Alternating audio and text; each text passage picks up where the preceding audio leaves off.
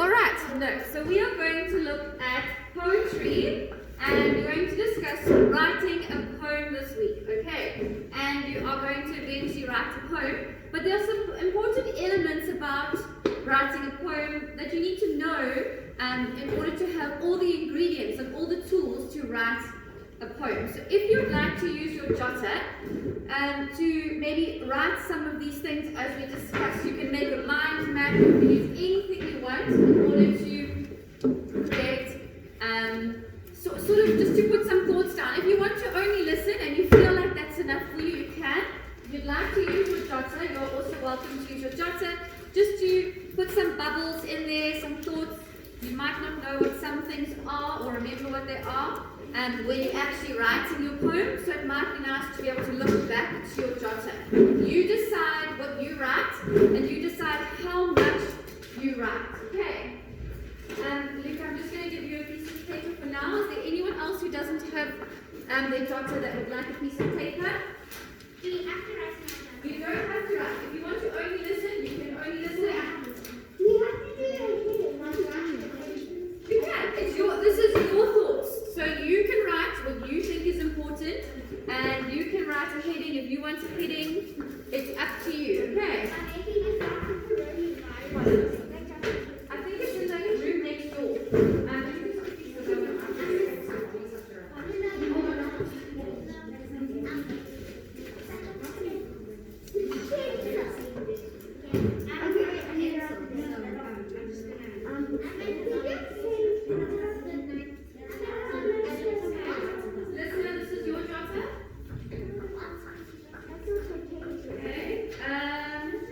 These don't have names. This one's Hannah.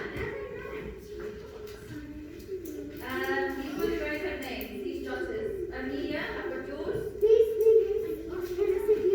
Look inside me because I want to address the start the lesson. Okay. Can you see who they are? Alright. So, let's start, girls. So, the first thing I'm going to tell you about is a little bit about what poetry is, alright? So, poetry's been around for thousands of years, and before we had TV to tell us things or to entertain us, people had to share their experience of different places by, this is not really important, this is not a tool, this is not something you need to write down, okay? So, because they didn't have a TV to entertain them, or TV to show them what other parts of the world are like, they then used poetry as a form of telling people about something, okay? And so, travelers would bring the latest stories of events that had happened, and they would share them with people in a village or a town that they came to. So, they would read a poem, and then people would be able to understand what happened in a place where they were before. So if they were in Italy and something happened while they were there, a building fell down or whatever, or maybe there was a festival, they would describe this festival, and they would describe the emotions of the festival and the colors they saw, and they would say it all in poetry, and so it would be entertaining, and it would teach them something, or tell them about a different place. People to come to them. Yes. This was part of what is called the oral tradition, okay, which means to tell stories using your word or singing or even a play. When most people could not write, it was the only way that they could understand events from faraway parts of the world that they could never see. Okay, so poetry is actually really amazing because it can share information, and it can actually tell a story, and it can also be entertaining at the same time. Alright. Yes, Hannah? So is this poem something that rhymes? Doesn't have to rhyme. Okay. Next one. What is poetry? How would you describe poetry? Who would like to give that a go? Tristan. Poetry, I feel like when you're writing poetry, you really need to describe a lot of things. You really need to describe a lot of things. So poetry describes something. Well done. That's a good definition. Yes, what would you think? How would you describe it, Hannah? When Jessie and Amelia did their poem for their turtles, I felt like they kind of made it very funny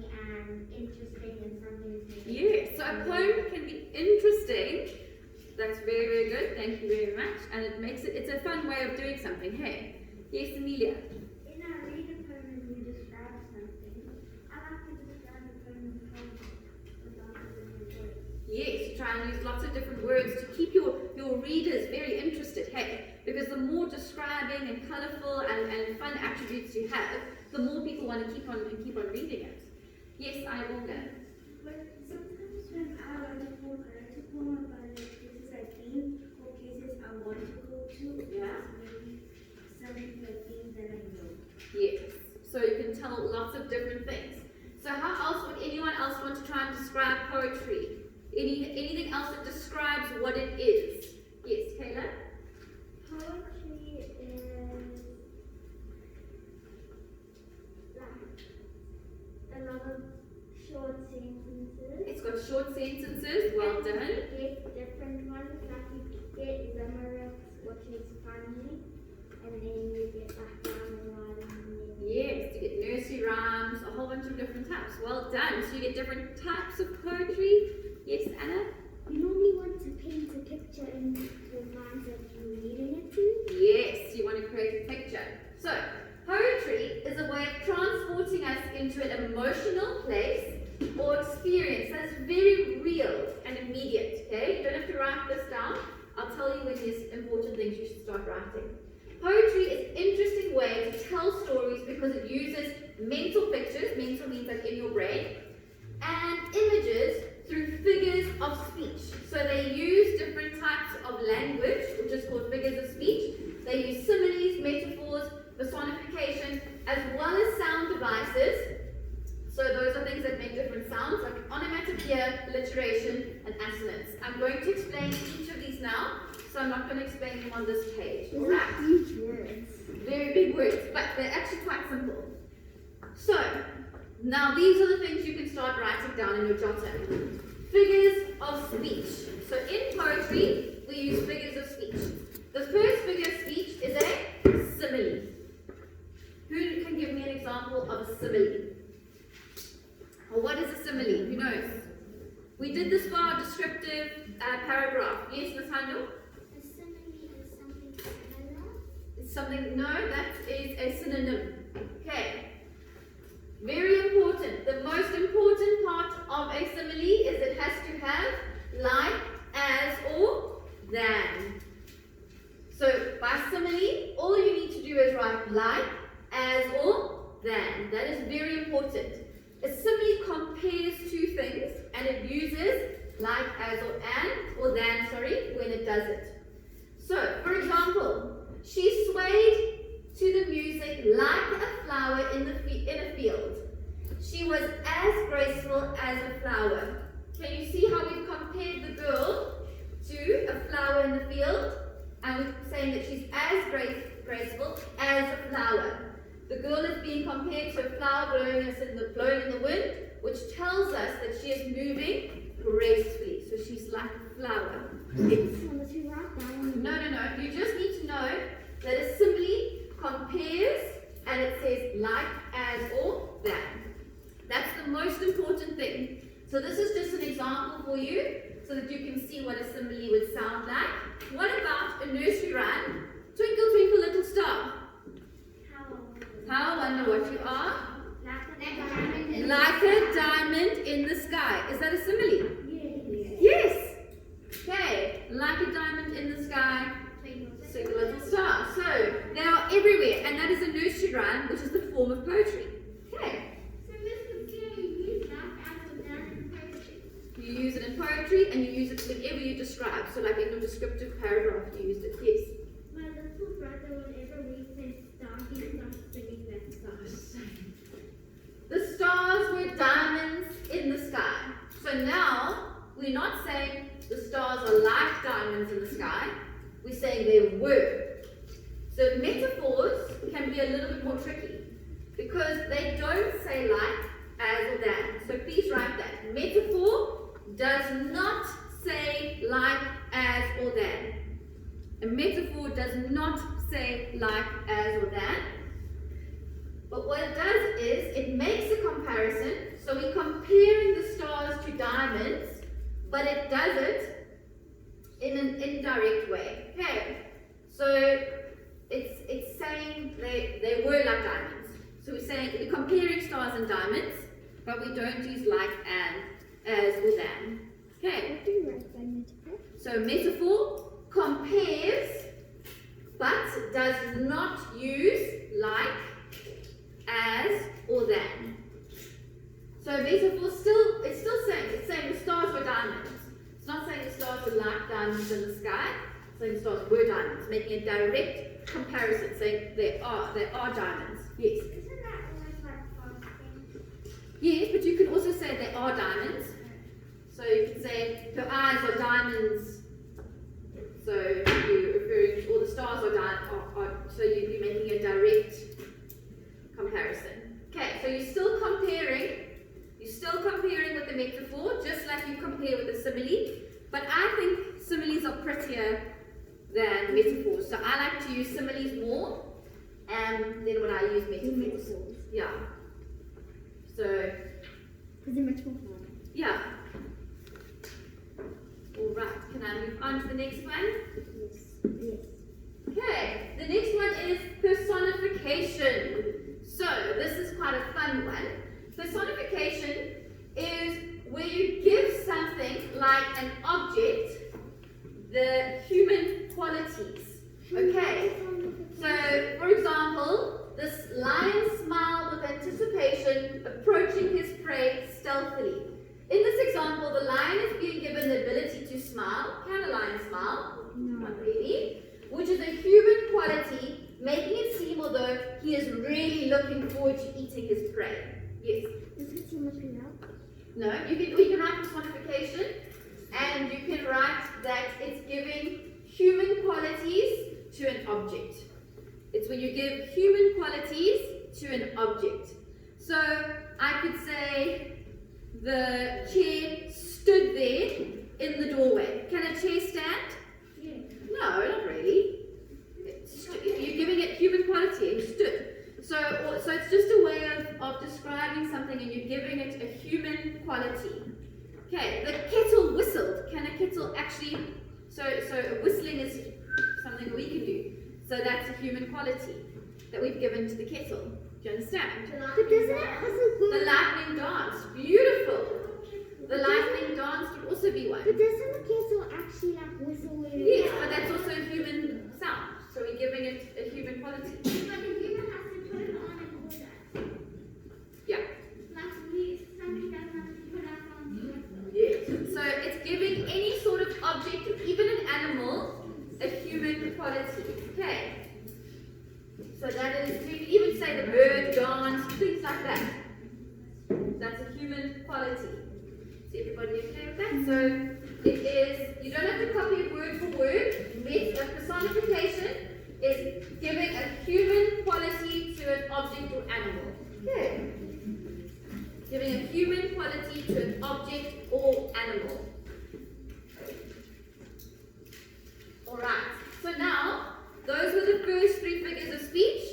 They were simile, they were metaphor, and they were personification. Those make your writing pretty, and they are nice ways of describing things. Okay, now, we're going to go into figures of speech that use sound. So these are also still figures of speech, but these ones give us sounds. There's also 3 of these, and then we are done with the figures of speech, okay? So, you can write these down. The first one is alliteration. Listen to what this example sounds like.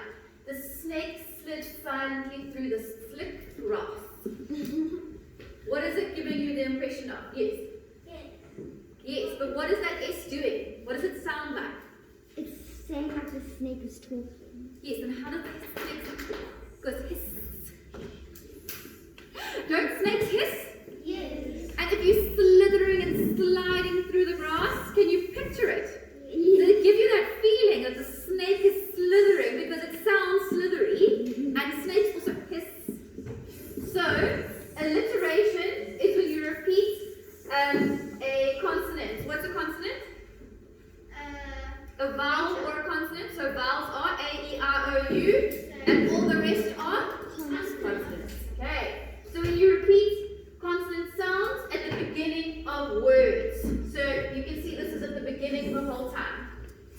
alliteration is repeating a sound at the beginning of a word. So you're repeating the same sounds over and over again to create, and in this example, the movement of the snake is what you are hearing by the S sound, how the snake would move through the grass. Alliteration is giving? Alliteration is repeating the sounds at the beginning of words. Repeating sounds at the beginning of words. So repeating this Sounds at the beginning of words. Okay. Alright. Repeating sounds at the beginning of words.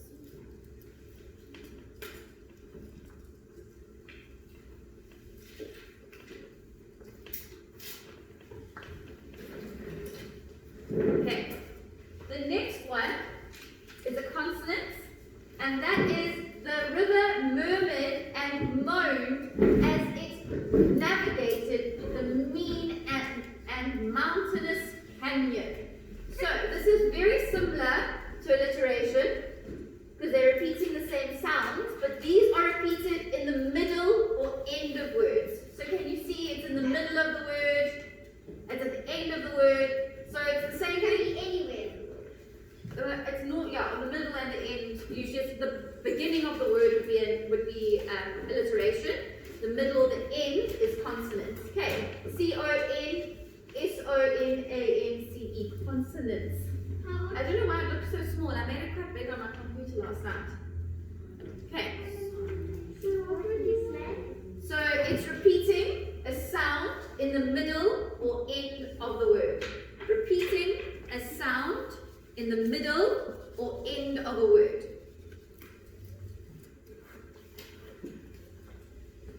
So in this example, the repeating of the M and the N creates a sense of water.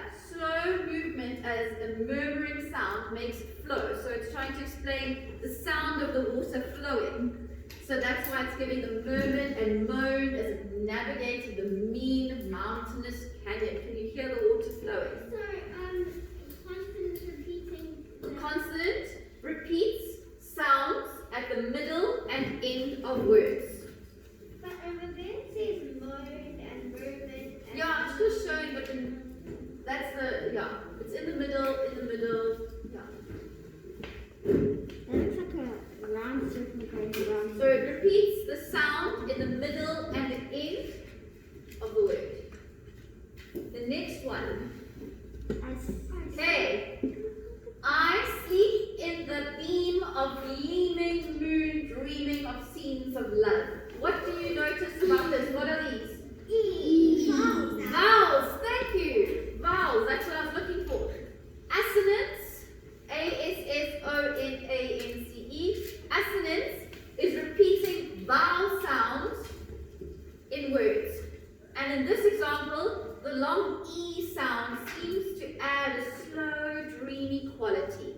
So I sleep in the beam of gleaming moon, dreaming of scenes of love. Can you feel the dreamy quality of those E's? Okay, so assonance is repeating vowel sounds in words. And that gives us a nice mood to our poem. You don't have to write that, but it gives us it just to explain. Okay, so that's repeating vowel sounds. So you don't have to know what they all are. You don't have to know the word is alliteration or the word is assonance. But what you do need to realize is that by repeating either the beginning sound or the vowel, you can create a mood to give someone a nice imagery of what of the scene you're creating by doing that. Yes, Peyton? Is repeating the sounds of? The vowels. Repeats the vowel sounds in words. Repeats the vowel sounds. Yes. How do you make such a nice PowerPoint? This gets even more fun. Okay. Oh, sorry. There's one more. I forgot about this one. This one is so fun. Onomatopoeia. Isn't that a big word?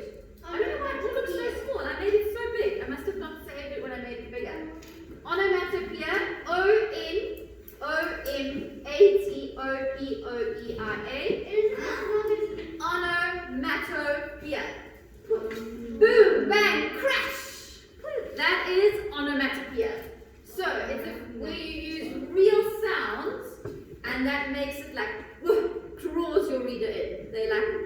So you use bang, crash, buzz, clatter, clang, quack. All those sounds are very effective in poetry. Yes, Hannah? You can write some examples. The previous one, the assonance, it's when you use vowels. You use the same sound as vowels. You use the vowel sounds. You repeat the vowel sound basically. Yeah. Okay, so onomatopoeia is, you don't have to write all this. All you need to write is bang, crash, buzz, and you'll know exactly what it is. Okay, bang, crash, buzz, puff, zoom, all of these, those are onomatopoeia, using those kinds of words. Okay, words that echo real sounds, that is onomatopoeia. And they're very effective. Why is there a quack? Because quack is also a sound. Quack, quack, Quack, bark, yeah, those are all, whoop, quack, quack. those are all sounds. Okay, so you can write those in. And that should be the last figure of speech that does sound. And now we'll go on to the next little bit. Quite quick, we're almost done. Yeah. Okay, so now we're done with figures of speech. Now we're going to just, this is another thing that says poetry can use, so poetry uses figures of speech, okay, and poetry also uses symbols. So when a poetry uses a symbol, they will use an object or an icon to show or represent something. For example, a rose to show love or a white dove to show peace. So they might not say that it was a peaceful situation. They might say she flew by like a dove, like a white glowing dove, I don't know. And then you know that that means that she was bringing peace with her. Okay. Or you might have someone who came in wearing a white dress. You could say that she came in wearing her white dress, and that means that she's innocent. Or it could mean that she's the hero. Normally, villains wear black, heroes wear white. Have you ever noticed that? Yes. When you watch movies. And so it could represent that they're a hero. So they use symbols. These are quite hard to identify. The only way you really know them is by improving your general knowledge. Okay, yes, Amelia? What would you write for you? Using symbols, you could say, you don't have to really write anything for using symbols. It was more the figures of speech and stuff that I wanted you to know. But for using symbols, you can just, it's something that you can really only build up by improving your general knowledge. Now describing how you feel? Not just describing how you feel. No, so a symbol is something that represents something. So this dove represents peace because that's what they used to use long ago. They used to release doves when things were over, like wars or whatever. Or they used to let a white flag go to say that they surrender. So whenever, if someone refers to something like that in the poem, you know that they are surrendering. But the only way you can really know these things is by improving your general knowledge. At the end of the verse. Yes. We do. Yes, Sophie? All of the superheroes that I watched wear red and blue, not white. Well, most of the time, but yeah. Yes, Peyton? Miss Garcia, isn't that describing what you see? Yeah, but these things that you see represent something. So when they talk about, I sent you hundreds of roses, meaning I sent her so much love. The roses represent all the love he sent her. Do you know what I mean? So it's a symbol. That's what the words they use mean, represent something else. Okay, this is the last one. Using rhyme and rhythm, you don't really have to write much down here, but I just need to be able to teach it to you. So, rhyme. In poetry, rhyming words are often used at the end of the lines, and not every single poem needs to rhyme. But for poems that are rhyming poems, you'll find things like meet and street. Okay, they don't have to be the exact same spelling to work as a rhyme. All right. Then you all know what rhyming is, so you don't have to really write that down. But then there's another element of poetry, which is rhythm. When you begin to look at poetry, it is useful to see the poet has used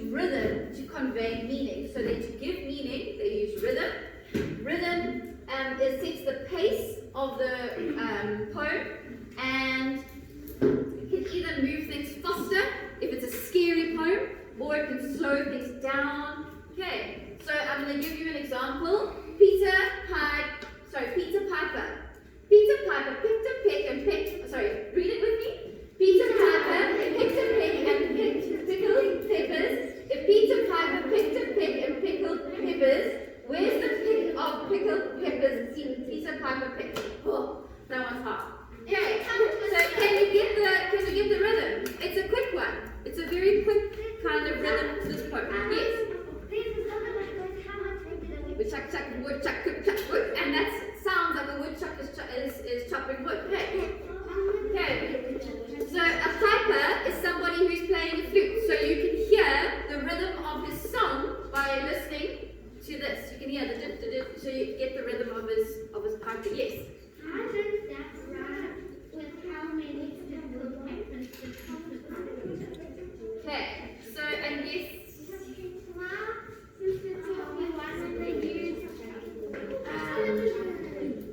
Okay. Two and two, like two. Yes. Do you remember it still? Yeah, 1 1 was a race. 2 2 1 1 2. When 1 1 1 a race. 2 2 1 1 2. Yo. Okay, so now we've got different types of poems. Like you can get nursery rhymes, you can get poems that are like certain shapes. Okay, but now we are only going to focus on this one type of poem, which is called a word poem. A word poem consists of 5 lines. Always has 5 lines. Either starting with 5 words, or working down to 1, or starting with 5 and going to 1. So it will either start with 1 word and go to 5 words, or it will start with 5 and go to 1. They can be either way. This is a word poem. Okay? For example, television, mind control, stops me thinking, entertainment in a box, my favorite waste of time. Okay, that is a poem. It's told me what television is, and it's described it. Yes. Need to write anything down. No. So it's given me entertainment in a box. It's told me exactly what it is, and it's told me that it's mind control. That's very, very convincing as to the effect it can have. So that is a type of poem. So your activity, and you're not doing it today, you're going to start it, I think we've got it to start tomorrow. Today was just a discussion. Your activity is going to be that you're going to write your own word poem using 5 lines, and you are going to use at least 1 sound device. Alliteration, assonance, consonants, or you also have onomatopoeia. And you must also use 1 figure of speech. I'm not onomatopoeia. What was the crash bang do? That was automatic. Is it onomatopoeia? Okay, and then at least 1 figure of speech, like a simile or a metaphor. Okay, so you'll have to have 1 of those each, 1 sound device, and 1 figure of speech each, and then you'll have a checklist that will help you. That I'll hand out. But this is not today's work. I just needed to teach you about